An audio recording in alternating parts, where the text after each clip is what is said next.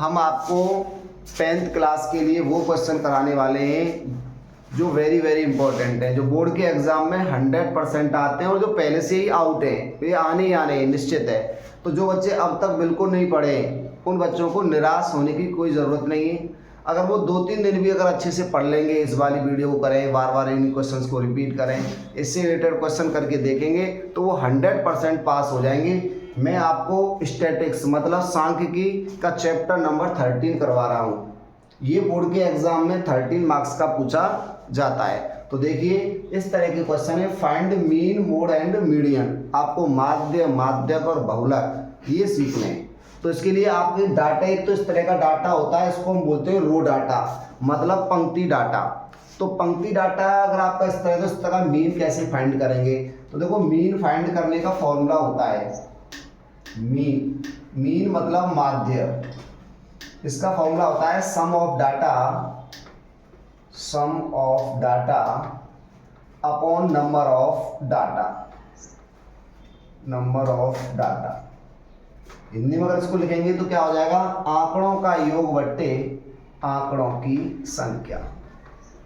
आंकड़ों का योग बट्टे आंकड़ों की संख्या।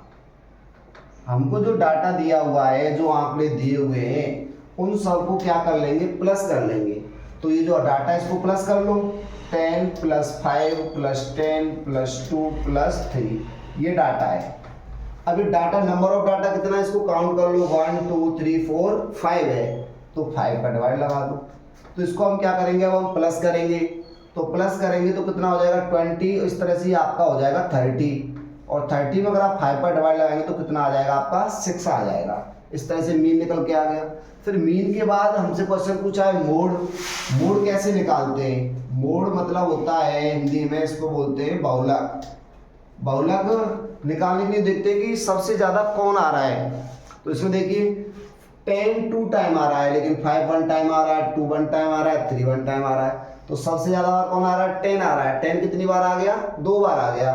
तो इसका जो 10 है सबसे ज़्यादा आ रहा है, तो इसका मोड कितना हो जाएगा? आपका 10 हो जाएगा। जो सबसे ज़्यादा बार आता है वही क्या होता है? मोड मतलब बहुलक होता है। अब देखो मीन कैसे निकालते हैं? मीडियन। अब हमें क्या निकालना है? इसके बाद निकालना है मीडियन।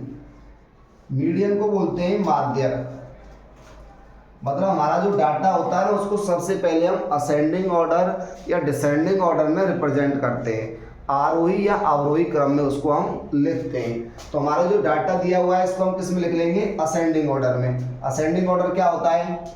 सबसे पहले स्मॉल देखिए, जैसे काउंटिंग होती है ना, 1 2 3 4 5 6 ऐसे काउंटिंग चलती है, तो ये आपकी असेंडिंग ऑर्डर में है। तो जैसे आप देखो सबसे स्मॉल क्या है? 2, फिर उसके बाद क्या है? 3, फिर है आपका 5, फिर इसके बाद क्या है? 10, इसके बाद क्या है? 10। तो यहाँ पर ये जो नंबर ऑफ डाटा है वो कितने आ रहे हैं? 5 आ रहे हैं। मतलब n की जो वैल्यू आ रही है वो 5 आ रही है। देखो हम इसको फॉर्मूले की हेल्प से भी करा सकते हैं। n क्या है आपका? यहाँ ऑड नंबर है।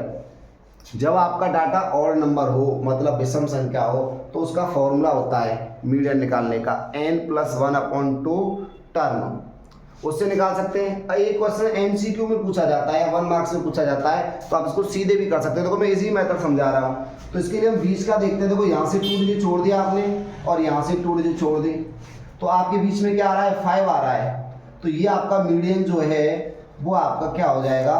5 हो जाएगा। तो ये मीडियन कितना हो जाएगा आपका? 5।